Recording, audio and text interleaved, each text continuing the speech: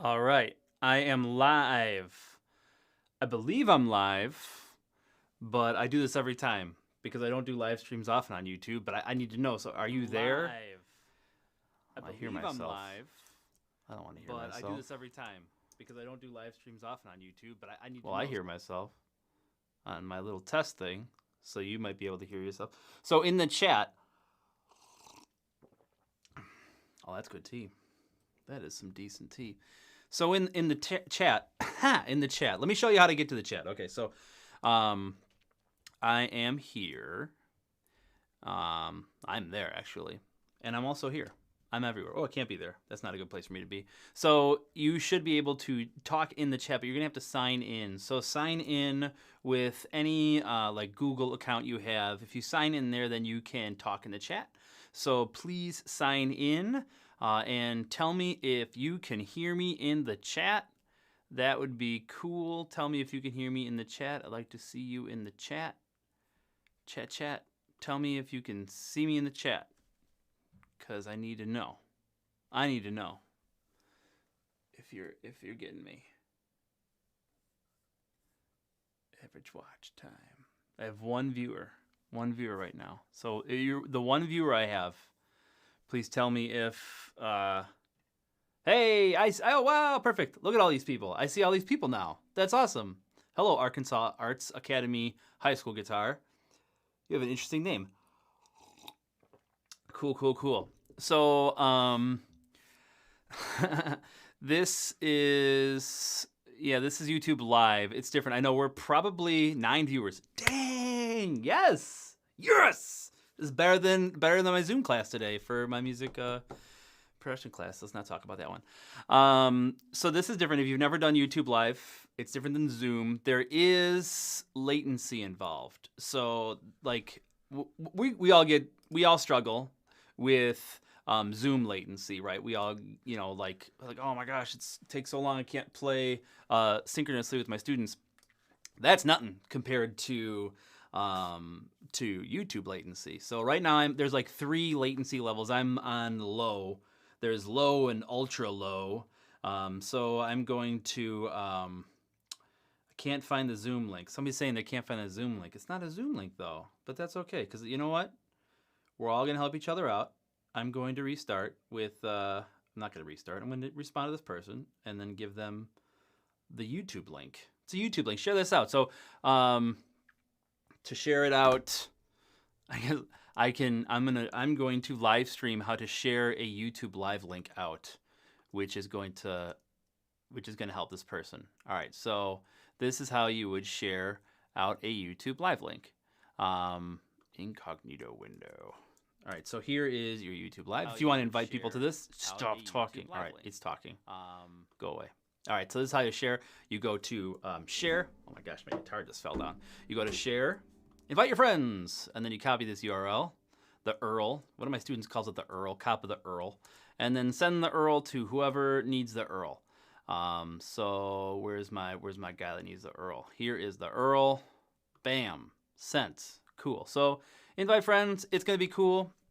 I want to get back to we were talking about YouTube Live. Brandon Faust is here. Now I see you. Sorry, just subscribe. Hey, there we go. Okay. So blah. I gotta take another drink of tea. Yes, different than Zoom. That's where we're at. So we're gonna do an experiment because it's all about experimenting. We're all about different platforms experimenting. I want to see what the delay is, what the actual delay is, and I think it's going to be different delays for different people in different times. I have my stopwatch here, super advanced technology, and I am going to snap and start my stopwatch, and then in the chat, I want you just to just give me one letter, figure out what letter it's going to be. This is a test of 2 systems. This is a test of can you access the chat. Remember, if you want to access the chat, then you sign into your Google account. You don't have to have a YouTube channel. Just sign into your Google account. And then when I snap and I tap, snap and tap, when I do the old snap and tap, I want you to give me a letter. And then as soon as I see the first letter, I'm going to stop it. And we're going to see how long this delay is. Just it's for fun. So here we go. I'm ready. Are you ready? I hope you're ready.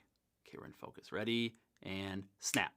Oh gosh, don't do it, don't do it. It didn't start, it didn't start. Ignore that snap. That was a false snap, false snap. I don't do sports, but that sounds like something that would occur in well, I didn't do it. Gosh, hold on. Will you stop? Okay, ready? It didn't, okay, let me test. Okay, I have to test my thumb here. Okay, and snap, go. Now I'm getting all this. Now I'm getting data. Okay, no. Okay, I saw the no, and that was so about 9 seconds. So 9 seconds. 9 seconds is a little worse than. Did somebody draw the infinity sign? Your keyboard's different than my keyboard, Brandon. You got a cooler keyboard than my keyboard. So yeah, so cool. This is Zoom. It's a little different. What I like about it, or not, this isn't Zoom. This is YouTube Live. What I like about it is that the audio and video fidelity is much higher than Zoom. But since there's that 10-second delay in low latency mode, it's going to be a lot more difficult to communicate in real time. So why don't you just shout out where you're from? Shout out where you're from, like in the chat. We can talk to each other in the chat. And then, there will be time for some questions and stuff in there. But I want to start. So this is No Tabs Allowed. Shout out to Maestro Paul Levy for helping me out with that title. I like it because it kind of gets down to it. So I'm going to talk about the problem that I've had with traditional guitar curricula and whatever, and then my solution to the problem, and I'm going to show you a little bit on the platform and stuff. So I'm going to start with two stories after I have another drink of tea. Got my Jake the Dog mug. R.I.P. Adventure Time. It was a good run. Anyway, so two stories. First story is very a formative story. I was about 8. I was at the South Chicago Guitar Center with my dad. He sat me down with a Gibson Explorer guitar. And if you've never seen a Gibson Explorer guitar, this is what a Gibson Explorer guitar looks like. It's like a pointy boy. He sat me down with that. And he plugged me into a Marshall JCM 800, which is, a loud half-stack amp in this little store. And, he plugged me in. And I just remember him saying, all right, Bobby, play the E minor chord I taught you. And, the lights dimmed a little bit. There was a different smell in the air. The garble of people talking kind of went away. And it was just me and this amp and this guitar. And I just remember, going, bam! And I still, I could feel the vibrations in my pants leg from the air being, marshaled. And it was just such a experience. My goal at that time was I want to do this every day. I'm going to live at Guitar Center. I want to be the guy that plays a Guitar Center. And if you've ever gone to Guitar Center, you know who that guy is that plays a Guitar Center. And if it's you, that's awesome. But that was my goal. And it was so cool. Here's the second story. 10 years later, I was 18, freshman at Elmhurst College, Elmhurst University, Elmhurst College. I was there for my first guitar lesson, and I knew the guitar teacher wanted to hear something, like they said before, hey, bring something in that you've done. And I crafted this solo, it was there was sweep picking in it. There was tapping. I ended with this diminished scale. Let me test my cameras. I guess this is an opportunity. This diminished thing,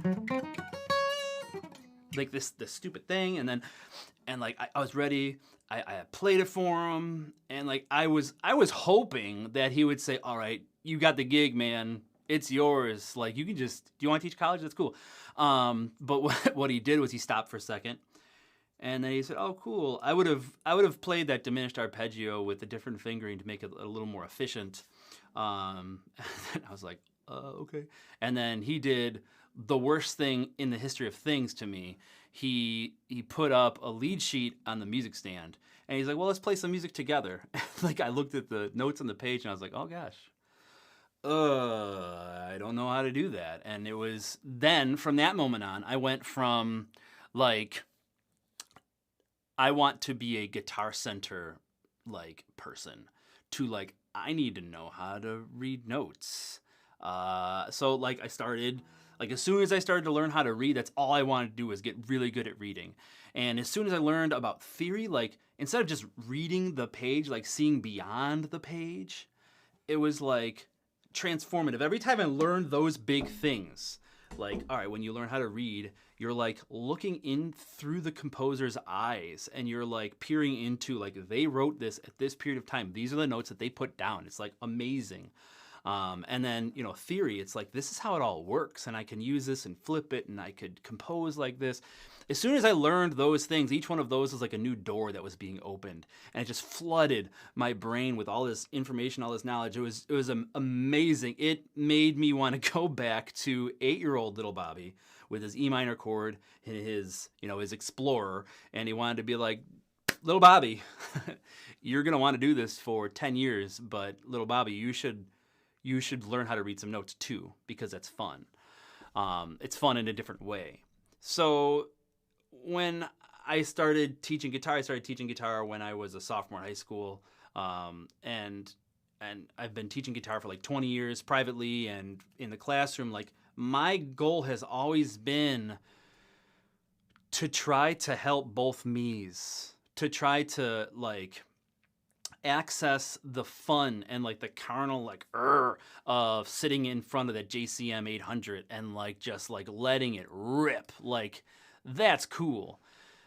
I also want to have my students get the experience of like knowing how to read, knowing like theory, and like knowing like how to arrange and all those really important things.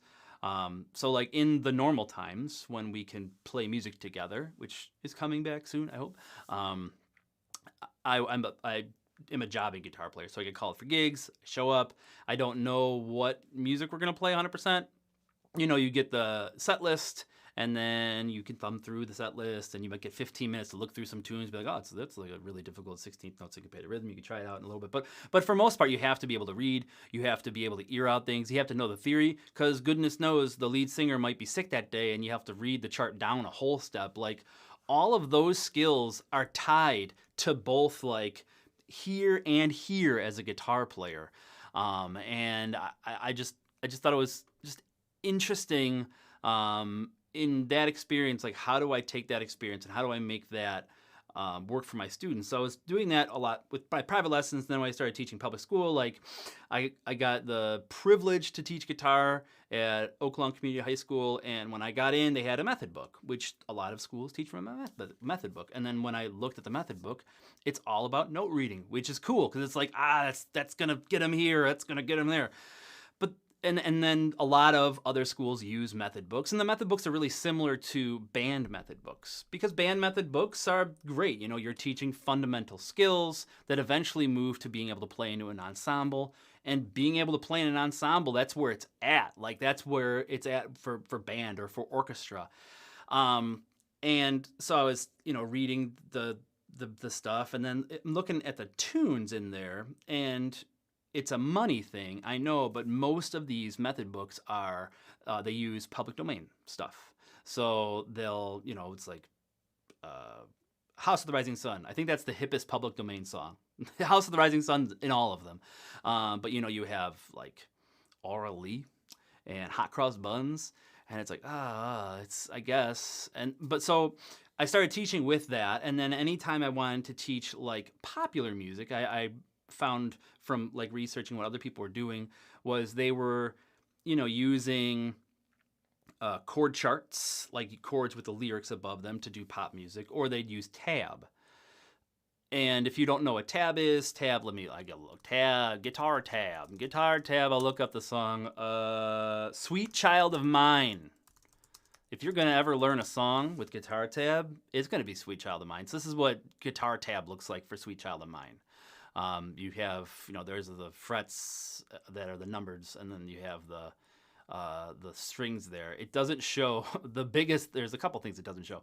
It doesn't show rhythm, and it doesn't show notation. So, I mean, this only works for 15th century lute players and Guitar Center guitar players, but I don't want to teach Guitar Center guitar players. So, that's I never really taught pop guitar outside of just like chords because I wanted them to learn the notes and there's this weird like duality that exists. It's if you want to teach musicians and you want to teach like high level musicality, you start with one of these method books and you're teaching these public domain songs. That's cool. Eventually you can start doing guitar ensembles. There's a lot of classical guitar ensembles, which is cool. And that's like this camp. Also, you know, they might throw in some like, hey, let's learn some tunes. Let's read some chord and lyric charts. I mean, I guess we can hang out with the sweet child of mine. Sweet child. Oh mine. Oh, it's O. Oh my goodness. Did you know that? I didn't know this. It's sweet child O mine. I thought it was of mine forever. So you can look up chords. And then this is the other notation that a lot of people use. And this is cool too. It's just like, you know, the words. And then you have the chords there, and then you have the thing here is you need to know how the song works. You need to know the melody. You need to know the harmonic rhythm. I mean, this just really shows the harmonic rhythm, and you know that was cool, but it only gets students to a certain point. So you have this dichotomy of pop guitar and what I would call legit guitar, and they're kind of separate. And the cool thing about pop music is like guitar's kind of an awesome, well, yeah, of course, I'm a guitar teacher. Guitar is an awesome instrument. Like, it's one of the few instruments that can sound great being played by itself. Like, I don't know how you can be the best solo clarinet player in the world, but if you're playing solo clarinet, it's going to sound like solo clarinet. You could be like a pretty bad guitar player, but you can play like, you know, some chords and it sounds pretty cool.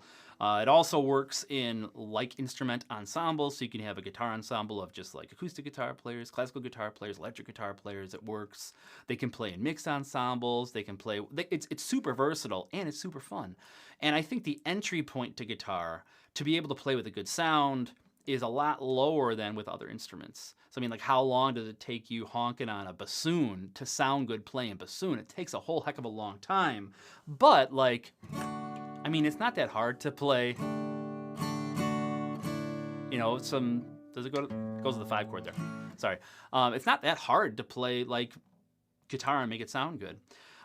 So I like the idea of getting kids in with pop music, like grab them where they're at, but then grabbing them where they're at with reading notation. So using pop music as a method of learning notation, learning higher level musicianship skills instead of tabs and these chords and lyric sheets. I mean, this is important because that's part of being a guitar player. You show up to a gig, you might have 5 songs where you're reading lead sheets. You might have one song where it's a chart like this. You might have one song where the father of the bride comes up and says like, hey, like he's like kind of tipsy.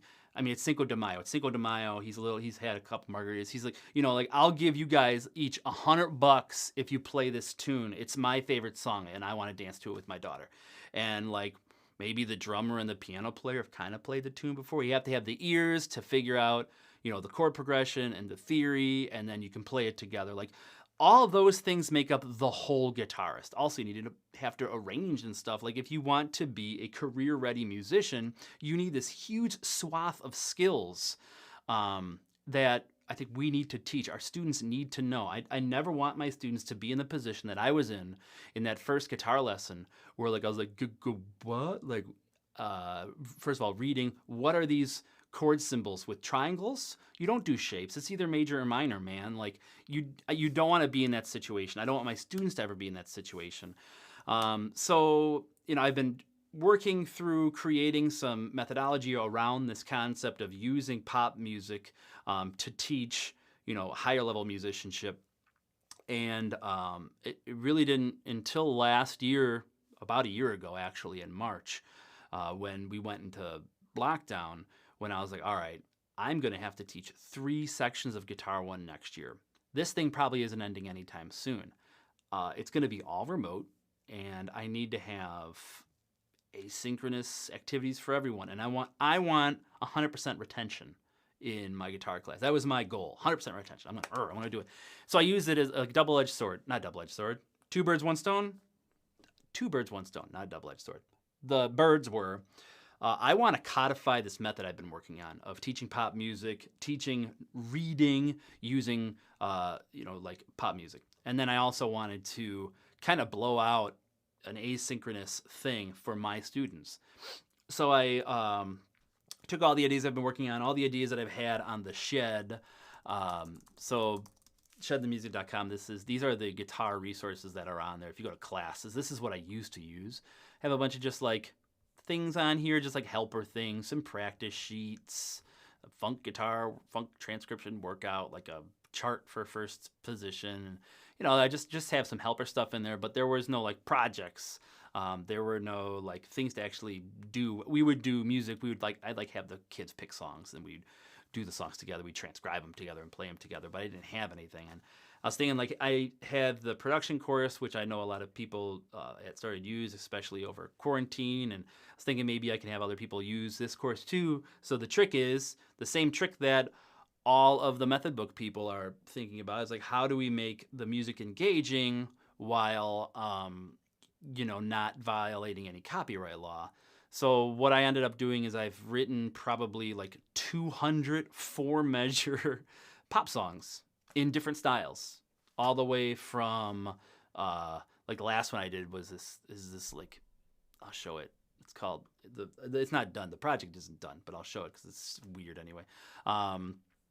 There's like this like metal one, this like super.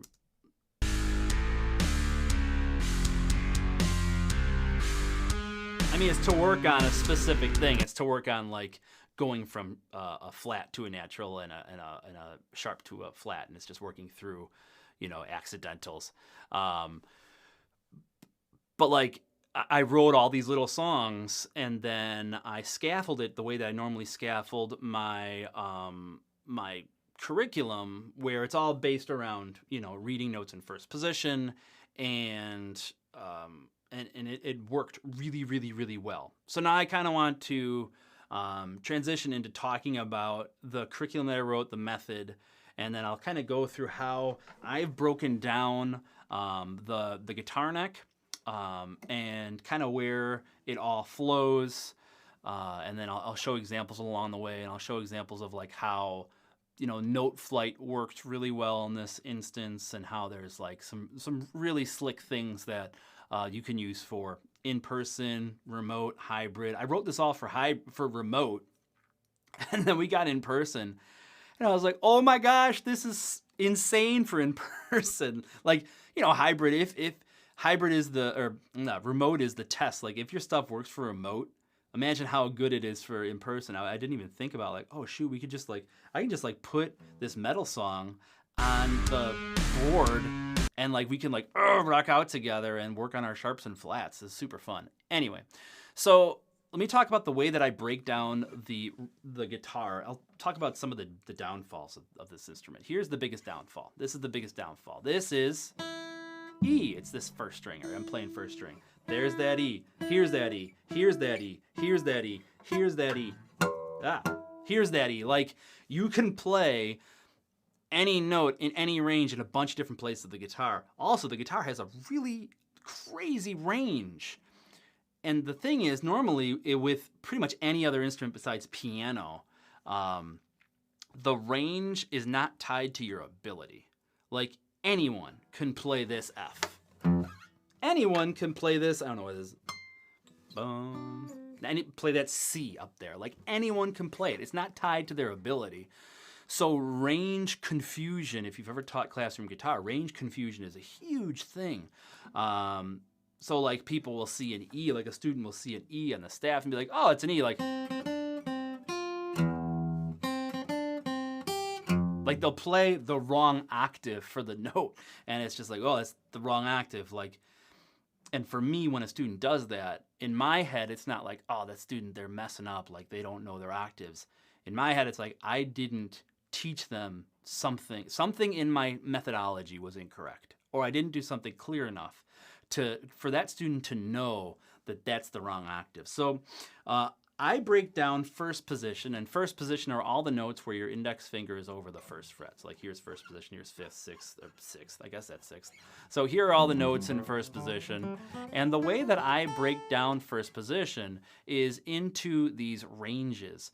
So the ranges are the octaves. So I have the low octave, low E to middle E, and then I have my middle octave, middle E to high E, and then high E to high A. You have like a really high E up there, but that's how I break down first position. And that's how I teach first position. I teach the low notes, the middle notes, and the high notes. And then each one of those ranges has a different role in like a schlocky guitar ensemble chart. I want all my students in Guitar 1 and Guitar 2 to be able to play and understand what's going on in like a silly guitar ensemble chart like this. So you have the melody, you have like some sort of ostinato middly note thing, and then you have a bass line.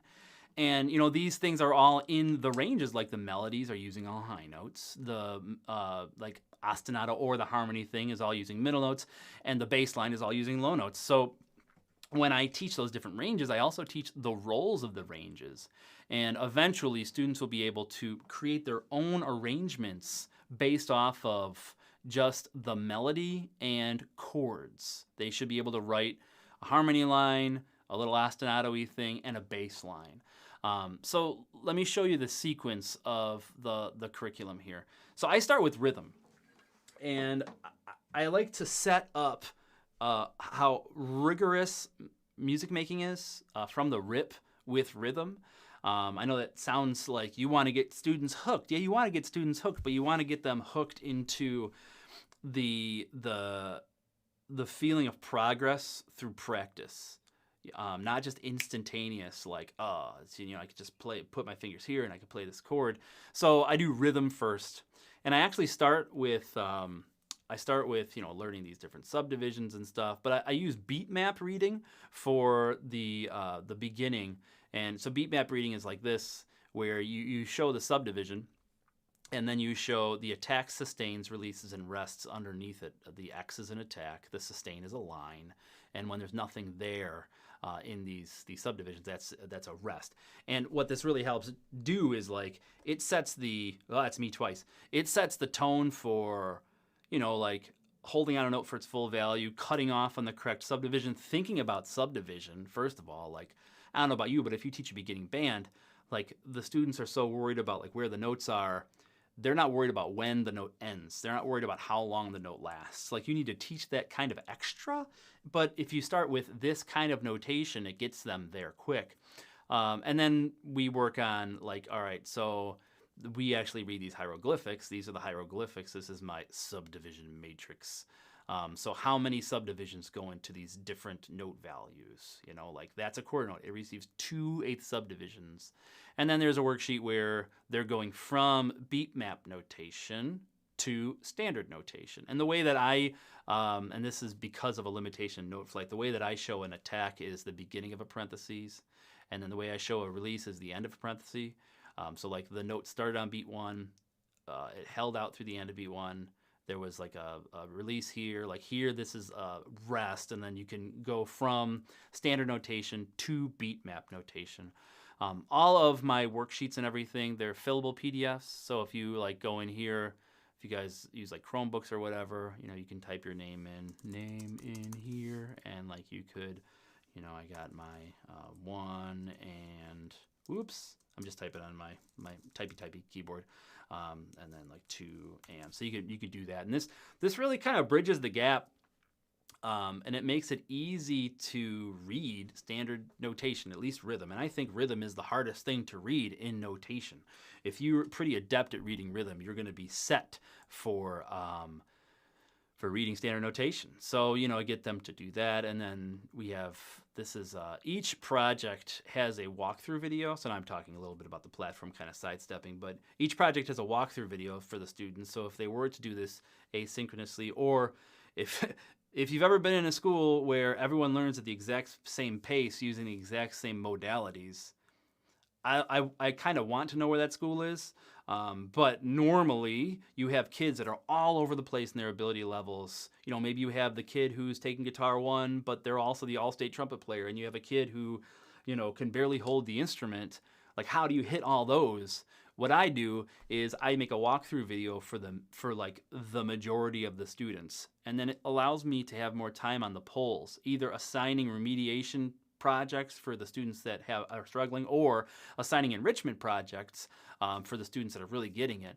And luckily I've had enough time to differentiate within the platform, so I can just say like, all right, you're doing 5.2, you're doing 3.1, you're going to do 4.3, but you're only doing number 5 and number 6. So it allows me to kind of differentiate, which has been really helpful for remote learning. But all of them have a walkthrough video where it's in, you know, it's in this studio. So it's like super high quality. Now a rhythm has 4 states to it. Where you know, the notes where here.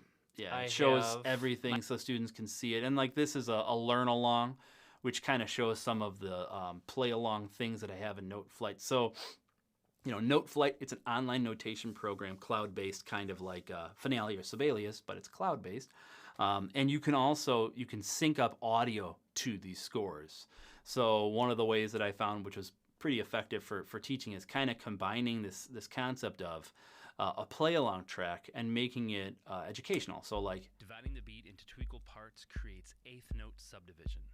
And we count it 1 and 2 and 3 and 4 and. So they're able to see it, they're able to understand it, kind of puts it to music so it makes it musical the whole time. Like that's the goal. Like students should be making music the whole time, even when they're doing super remedial things, like writing in counts to a basic rhythm.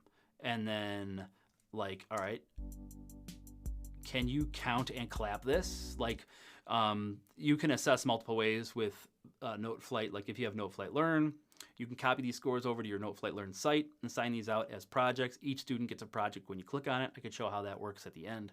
And then they record into it, or you can bring it into Soundcheck. Soundcheck grades it for them. Or like what I've been doing is just for ease of use, I just have students do a screen recording video because we have iPads. Screen recording video, they count and clap with it. Or, you know, if you're in a room, you can have like 3 kids do it at the same time.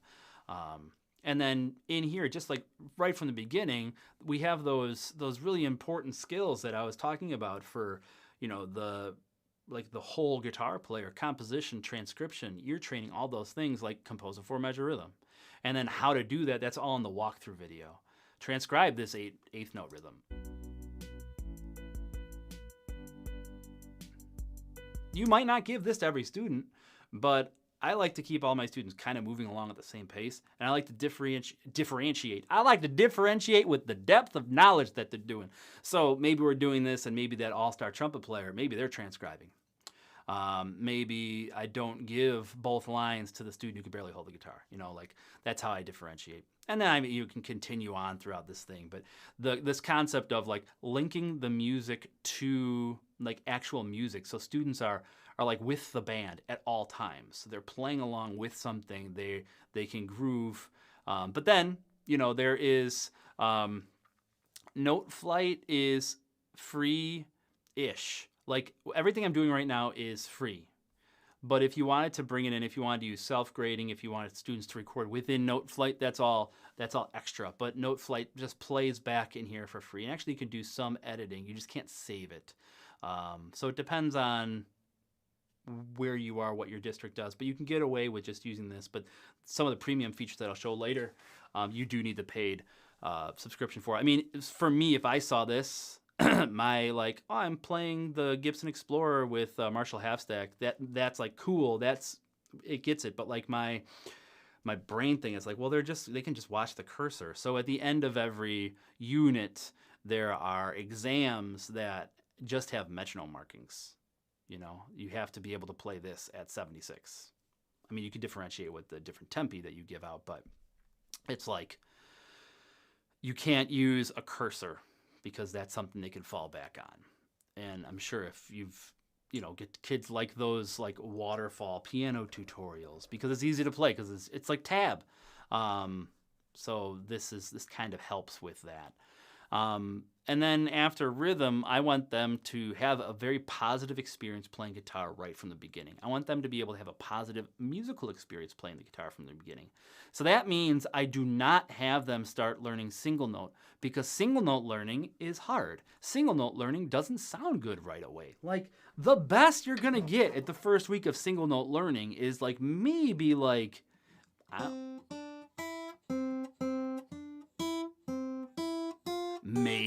maybe, and that's stupid sounding. So what I like to do is I like to go from rhythm right to guitar chords.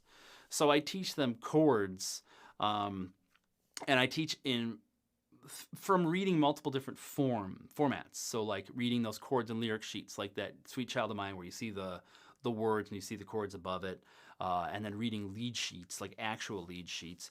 But I scaffold, because I know, like, another very like informative memory I have is when my dad tried to teach me playing the D chord, like for the first time, or maybe it was the G chord. I think it might have been the G chord, and I just like quit. I'm like, screw this, I'm out.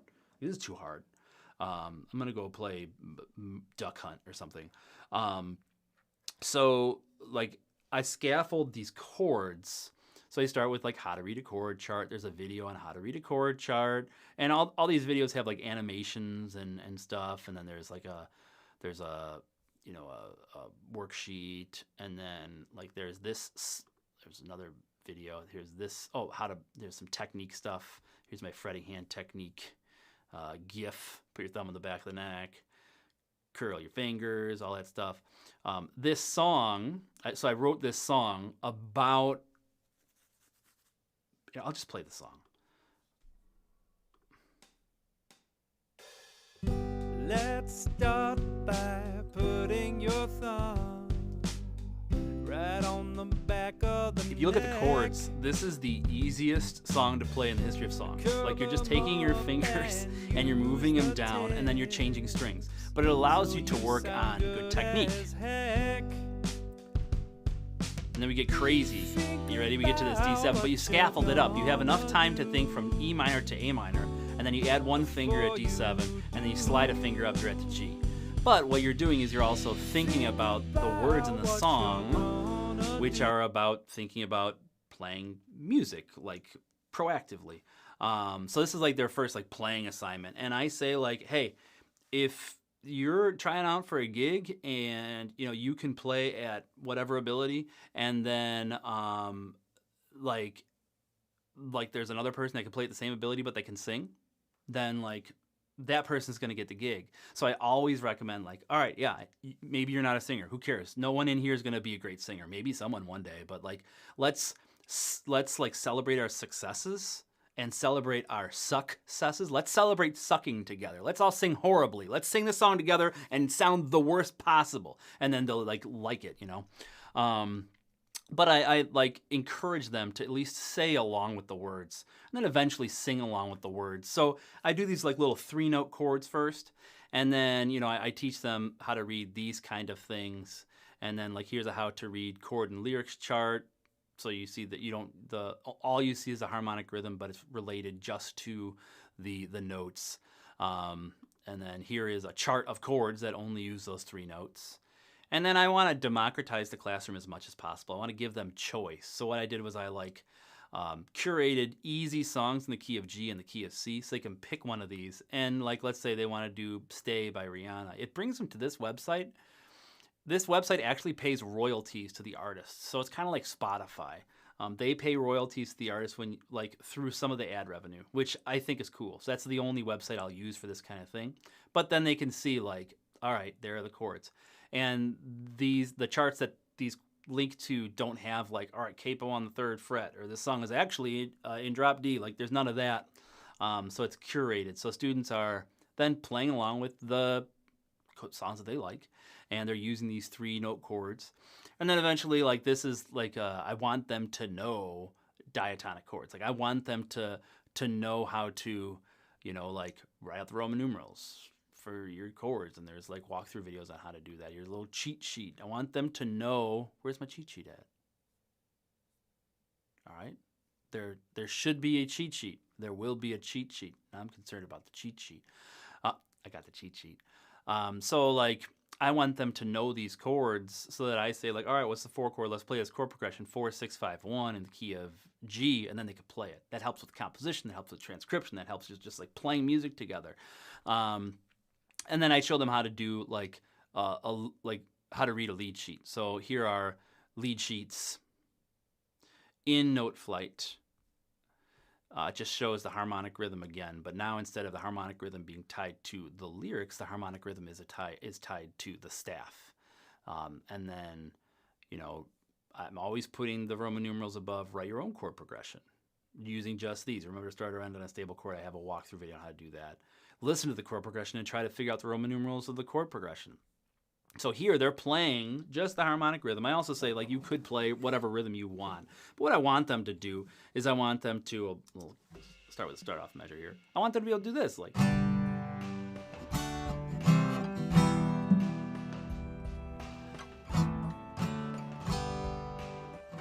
I was supposed to show my guitar. There it is. I was supposed to show my guitar, but I didn't. I pressed the wrong button. This live streaming thing. So yeah, that's how I have them do that. And then I show them how to do full chords. There's the full chord chart. But now that they've scaffolded, like sounding good, playing with the band, now buying into like the knuckle buster of a G chord, it's not as bad because they've practicing. You know, they've achieved success through rigor. And that's an important skill that I think sometimes we don't want to teach because sometimes there's blowback. But I think that blowback might come from like scaffolding not being 100% set. And then we do like, you know, an assignment where they're doing full chords here. But now I introduce the concept of hits and like strumming directions. And then again, listen to yourself, add rhythms and stuff. And then full chord and lyrics chart. So what is this one? I don't even know what this one is. Oh, they have to pick their own song. They pick their own song. And then they have to write at the chords in a different key. And then I have like a little chart here that can help them with figuring out what those chords are. And then a little chart here. This I would not give to the kid who can't hold the guitar. This is like to the all-star trumpet player. But I want them to still work on the same kind of thing. And then yeah, you have like a chord exam with a built-in metronome. There's the chord exam, built-in metronomes down there. Some flashcards for the different chords so they can do flashcardy stuff. So yeah, once I get them playing chords, then they're feeling good about playing chords. And then I could work on the next unit, which is bass. So I'm going to kind of fly through these next ones. So the next 3 units are the different ranges. So low notes, middle notes, and high notes. And I kind of format them the same way. I do what's called a say and play. And then I do things where they're not reading the staff. And then I do a staff identification. Then I do staff without rhythm. And then I do staff with rhythm. My whole thing is teaching the practice process, which is, you know, learning the rhythm first, then the pitches, doing those separately. Then doing rhythm and pitch together without time, without a steady beat, but you're still counting. But it's like with flexible time, like 1 and 2 and 3 and 4 and like doing that and then adding in a steady beat and then speeding it up. So I talk about that in every walkthrough video so that now like my Guitar 2 students who have taken the Guitar 1 with this curriculum all remote, their practice process, their ability to practice is actually better than any guitar class I've ever had because they've had to do this, they've had to do it at home. And then I do, you know, without, and then I do melodies, and then I do something where they're like writing for the eventuality of being able to write their own guitar ensemble stuff. So let me kind of walk through those really quick. So a low note, like a say and play assignment, they have to, I have them make flashcards, but what they have to do is they have to say all the names of the notes, like low E, low F, low G, low A, low B, low C. They're saying the names of the notes first. They're saying them and then they're playing them. Actually, with this one, what I have them do is I have them actually talk about where the half steps are. Because you can learn where the notes are, that's fine. But if you understand that there's a half step in between E and F, and there's a half step in between B and C, and then if you know like where your open strings are, and then if you know like a half step is 1 fret length, you can figure out every freaking note on the guitar. So I have them in this. Shorten the string by 1 unit. That would go to the 4th fret. So here's the 3rd fret, up 1 fret length from the 3rd fret, fret length. Stuff, so you want to go down the same. After G, the pattern repeats. It goes back to A. Now there's a whole step in between all of those letters. So I have them do this. Then I have them do a worksheet. In the worksheet, they have to kind of replicate what was there. And then from understanding half steps and whole steps, then fill out the chart for the low notes. And then in the project, they are kind of regurgitating what I said. Like they have to say, okay, low E, up a half step to low F, then up a whole step to G. Then I'm going to play the A string open for low A, then up a whole step to B. Because not only then are they getting the notes, then they're understanding the process of how the guitar fretboard works. And that's going to help with so many other things. So that's what I do so that's like just playing the notes on the neck. This is all fretboard stuff. And then if they know those notes, then they can play through like something like this. They can play low notes here. This is a little like this, just like a little play along where it kind of helps find where the low notes are. There is like they can play the low notes. Hey, this one's this one is public domain. Told you, public domain. It's got the coolest stuff. This is the coolest public domain song. And then they could do lead sheets and bass lines. So there's the assignment for this. They're just playing the roots of the chords here. And then here, they have to play what's to the right of the slash. And then, hey, look at that. Roman numerals in different keys. You got to figure it out. Wouldn't give this to every kid, but I'd give it to some kids. And that's a way to differentiate, and then earing out chord progressions, compose a chord progression. And all these have like, I don't know what this one sounds like. Let's find out. Oh, this is a really dumb sounding play along.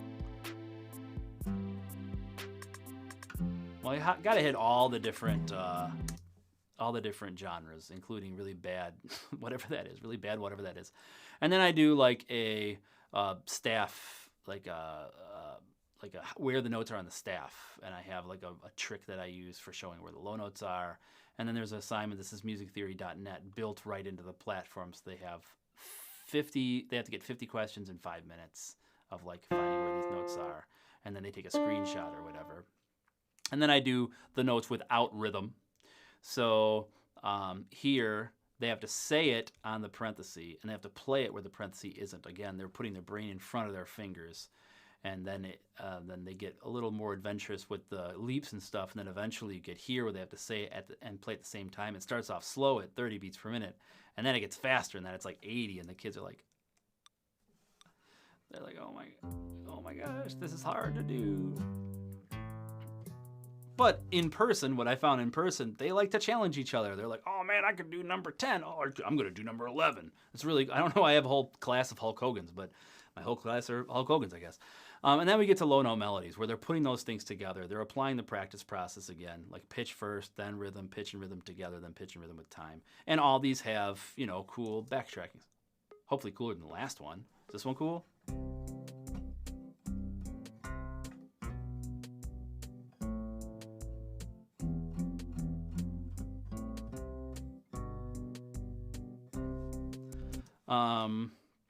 And then what I do is I differentiate with rhythm, like the same pitches, but then I make the rhythms a little more complicated and faster.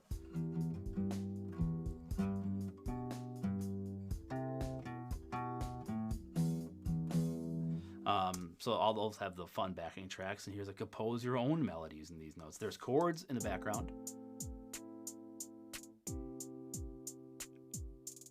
And then they have to write something that sounds hip over it using those notes.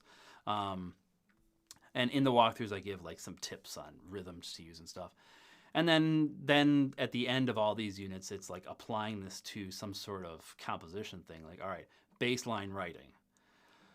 How do you write a bass line to match the kick drum rhythm? So there's the kick drum rhythm. Like, how do you use roots in a leading tone and double leading tones, but you match the kick drum rhythm, which is important. And then they're writing stuff, and they're making those connections, and eventually they can get to a point where they can improvise a bass line over chords, and they're matching the kick. And then, I mean, like, if you want to go crazy, they have this, like, 11 ways to write a bass line. So you can use all these different forms of, you know, baseline stuff. I wouldn't get, this is like a second level class, or if a kid was accidentally put into your class, into like a first level class, I'd give them that. So all of these range units kind of follow the same format. It's like, you know, you learn the notes by themselves, you learn the you learn the notation, and then you put them together, but in a very sequenced form with like these fun things in between. In this unit, they learned some chord theory, because in those basic guitar ensemble things, like the middle notes, they're playing like this kind of thing. And it helps to know how to spell your chords. So there's some like chord theory stuff in there, some worksheets.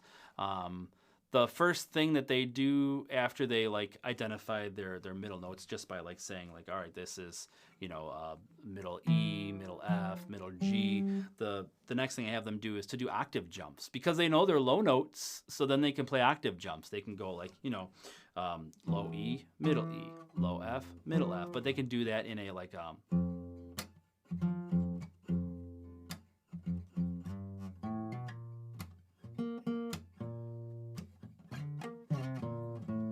like they can do octave jumps. Then they're not playing it in that key, but and then, you know, notes in the staff, middle note melodies, playing middle note melodies, some chord theory worksheets and stuff, how to do triads, how to invert triads, and then eventually, and I wouldn't do this with all the students, but like how to invert triads, and then the final assignment is like, you know, like for this is like, can you invert these chords? Like, this looks like a theory assignment. It is a theory assignment, but it's a theory assignment that leads to like, okay, here are these chords that are written here.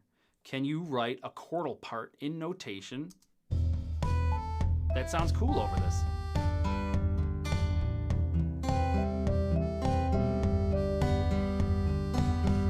And that's going to help them with understanding music, like getting deeper into the page, beyond the page. And then they can start writing their own arrangements of songs that they want. And then, you know, you're getting farther and farther down where they're learning more and more things. And then when I teach high notes, I also teach harmony. I also teach how to write harmony. So when the high notes, that's really easy, because there's only 3 of them, or 4 of them in first position. You have high E, high F, high G, and high A. And if you know your notes on the low E string, because like if you know low E, low F, low G, low A, they're the same locations. It's just, you know, the string vibrates 4 times as fast. High E, high F, high G, high A. Like it helps to know that. So I kind of use that to learn the high notes. They have to play the low notes, and they have to play the high notes. But then, you know, harmonizing a melody. So it's the same thing. Notes in the staff, say and play, melodies, harmonizing a melody. I would do this for like a more advanced player, like a way more advanced player, but I've boiled down like how to harmonize a melody into all these really easy to follow steps. And this is a walkthrough video, or this is a track that has the ability to, you know, like, here, I'll just play the thing. So like whatever they write, you can hear it in the score. So like if I added a note here, and I'm doing this in Noteflight. Like, I'm not on a Noteflight score or anything. I can't save this, but like I can hear that, which is pretty cool. It functions better with Noteflight Learn, and to really, you know, have students have the full editing capability of Noteflight. But I mean, in a pinch, they can just use it in the platform, which is pretty cool. And then you finally get to like the final, you know, unit of this first level is guitar ensemble literature and all of the notes in first position, and then sharps and flats and stuff. So like first position in guitar ensembles notes. I have them do this weird assignment where they have to, I made this mountain climbing GIF. They have to play all the octave jumps, ascending and descending, some first position melodies. And then we get to, I have some guitar ensemble charts here of different ability levels. So like I have a guitar group right now in Guitar 2 that's working on this song. So it's an easy, it has a backing track, but none of those parts are in there. So it's really fun for them to practice together and then to perform it together. Then I have like some pop songs. This is, I don't know 100% if I can have this in the final rev because of copyright and stuff, but and then I have like a way more advanced guitar ensemble. That's a big jump. It's a really big jump. I have that. But the cool thing is eventually getting to the point where students can do this. This is my goal for the end of Guitar 2. They have the melody and chords, and then I've given them the kick rhythm. From there, they should be able to write a chord part and a harmony part and a bass line, and there's a backing track.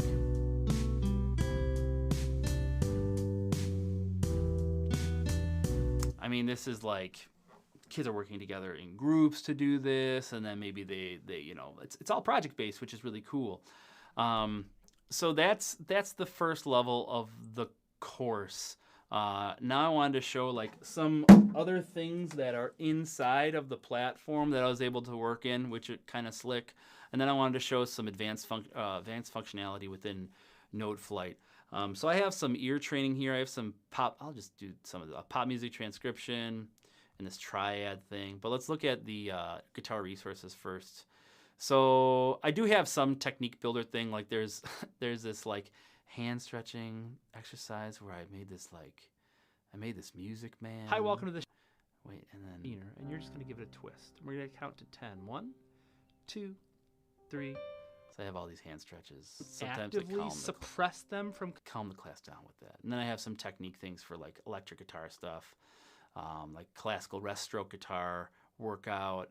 And then I have a tuner with how to use. The biggest thing I was worried about for hybrid teaching or for remote teaching was I'm going to give these kids guitars and they've never tuned them before. So I have a really, really, really, really, really good how to tune the guitar video with like, you know, the multi, I have the this and the that and everything.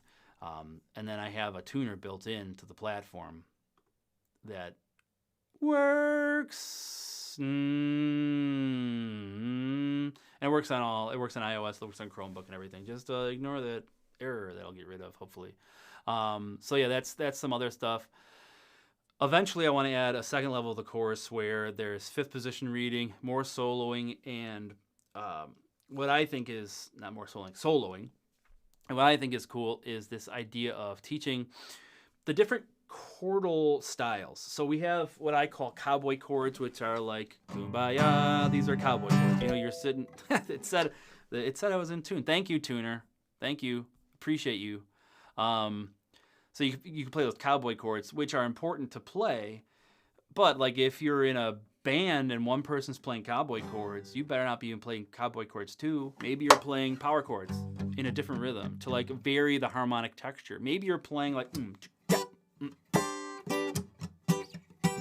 maybe you're playing like triad based things.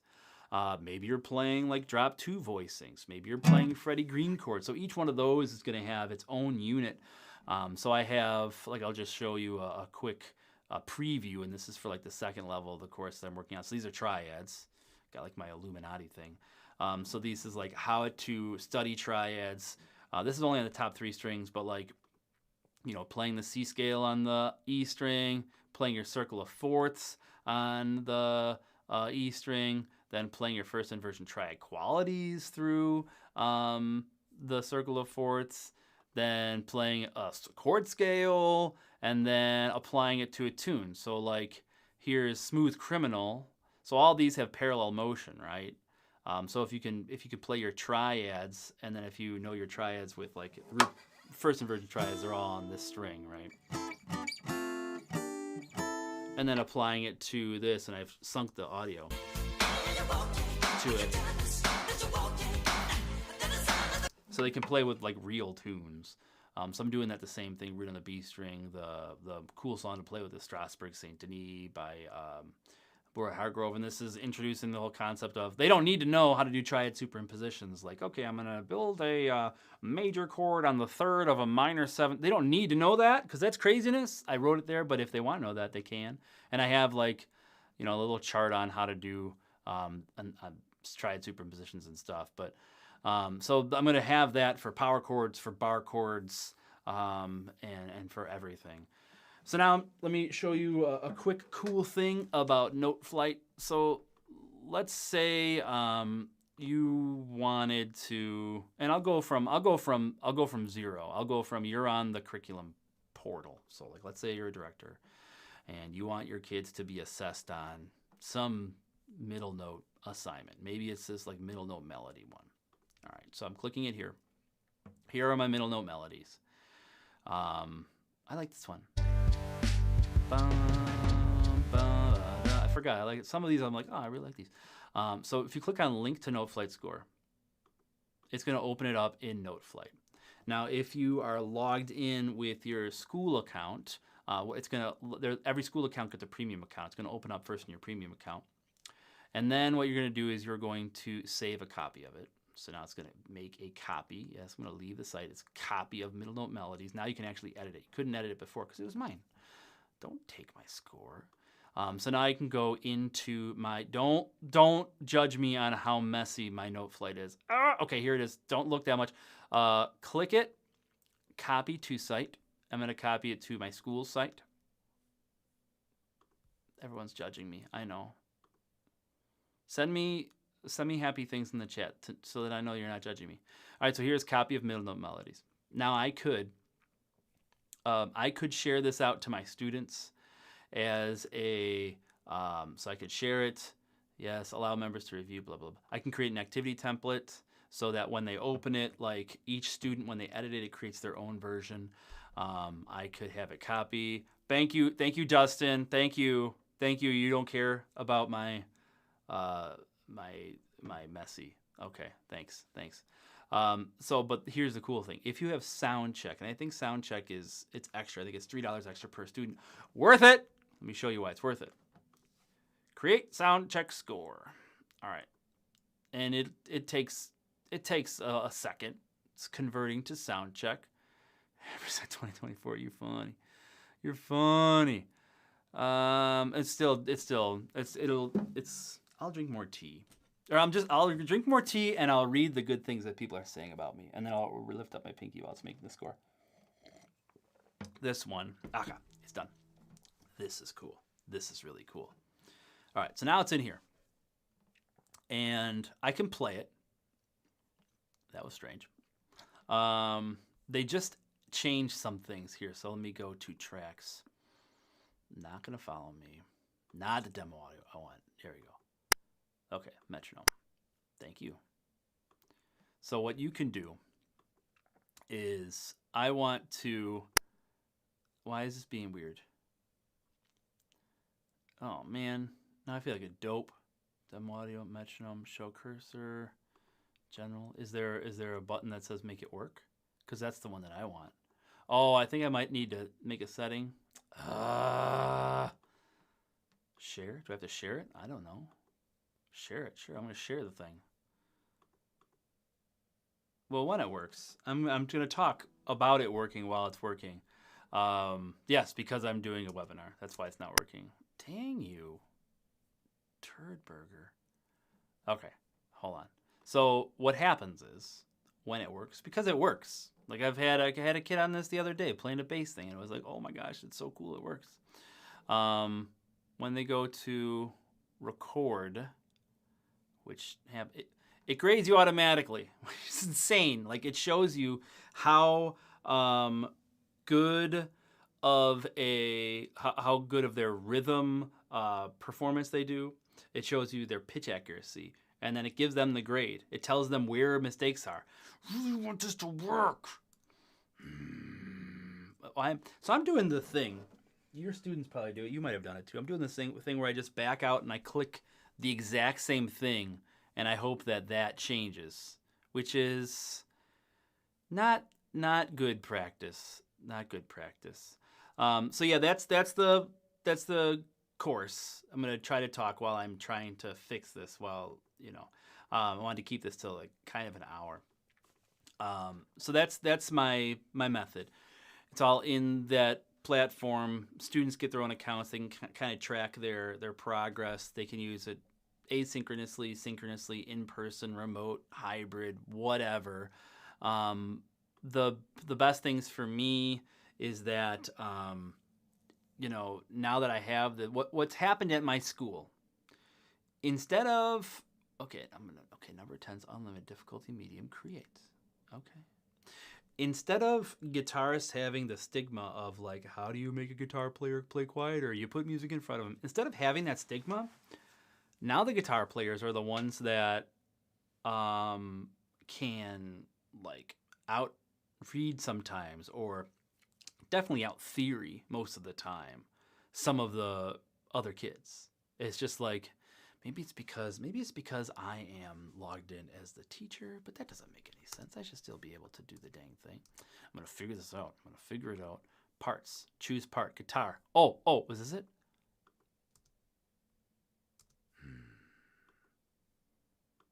Parts. Full score. Guitar. Full score. No. Guitar. Tracks. Playback option. The metronome. Recording option. Metronome. Record. Doesn't let me record. It's being a poo. So cool when it works, guys. So very cool. Anyway, I have to calm down. Now the students can out theory the other students. Like I just did this big modern band thing where the students only met 4 times in person. Everything else was done. They were transcribing their own things. They met together the first time. They were playing songs. A lot of transcribing. Kids are soloing. They're having fun. They can play chords in different styles together. And it's like, I mean, the next thing I'm working on after this and the second level of music production class is a modern musicianship ensemble method, which is like a modern band method, where it's these kind of principles but blown out to, rhythm section instruments. There'll be a drum section, piano section, bass section, guitar section, obviously, and then like a wind section and like a vocal thing, and like how to work together in a band, but how to be good musicians in a band. So yeah, that's basically it. If anybody has any questions, you can drop them in the chat. We can hang for a few minutes. I don't know. I've been looking at just the chat. I don't know how many people are in here. Oh, there's people in here. There's 18 people. That's cool. Hi, 18 people. Yeah. So yes, Noteflight can do this. It's really cool. In the ad, I guess I could show you the ad. Shedthemusic.com. And here's the purchase page. So you select how many student seats, teacher licenses. Oh, the thing! There's a new thing today. The Shed is going to have their own community. It's going to be, think about it like a Facebook group, and it'll be like a Facebook group for music educators that isn't caustic. That's what I'm going to try to do. And then there will be special sections for, and you can only get to these sections if you are like a modern musicianship guitar teacher or a production through performance teacher, and it'll be about different topics about teaching that, so teachers can collaborate inside that. And then whenever I do a PD, the PD will be offered through that. So my summer PD that I'm going to offer, which was offered on Facebook, it just ended over the spring. I'm going to offer it on our own PD platform, and it is awesome. Yeah, so to purchase this, so what you do is you buy student seats, and these are the there's the video. Perfect. Hold up. I want to show the video. Multicam view, learning and enrich instruction, varying ability used to teach guitar ear training, improvising melody, so ensemble literature. Assignments can be given using Noteflight's sound check technology, which allows real-time. That's what it looks like when you go to record it. It shows rhythmic errors, it shows pitch errors, and then it gives them a score at the end, and then it'll just output the score if you want. So yeah, you purchase the amount of seats. There's different levels of seats, different tiers of seats. This is the first year that it's being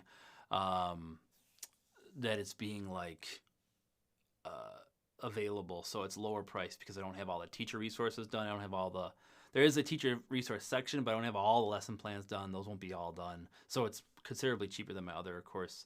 And so there's like tiers, and then when you buy student seat packages, it comes with 1 teacher license. If you need additional teacher licenses, you can purchase additional teacher licenses. And then I will be doing a PD, an onboarding PD, the second Monday of every month from May through October. Probably not this May. It will. Then we'll do like a 1 hour together, just like an onboard. Like, this is how it works. But it's going to be hosted on that new thing, and it might actually be just easier if I just make an asynchronous thing. I don't know. I'm really interested. Circle something. I'm really excited about this new PD platform. Found it today, and I was experimenting with it. I was like, done. Take my money. We're good. So yeah, that's the pricing and everything. So any other Beat Bootcamp, if you are interested, you could still sign up. It's bit.ly/Beat Bootcamp. It's my music production course. It's going to be, I have to change it to where it says Facebook. I have to change it to my own whatever. Shout out to Alexis Derryberry for, I think she's here, for being awesome and giving awesome things.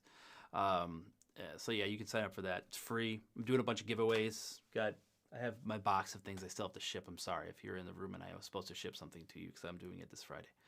But yeah, thank you so much. If you have any questions, drop me a line, bob@shutthemusic.com. I'm more than happy to chat with you about your teaching situation. I want to talk to everyone about their teaching situations because I find it just so interesting to see what we're doing to overcome this crazy year. And I think we're all going to be stronger because of it. And give yourself a pat on the back. Happy Cinco de Mayo. Happy Hump Day for the week. Woohoo! And happy Teacher Appreciation Week. So everyone have an awesome one. And I am going to somehow end the live stream. I ended by clicking end stream. Bye.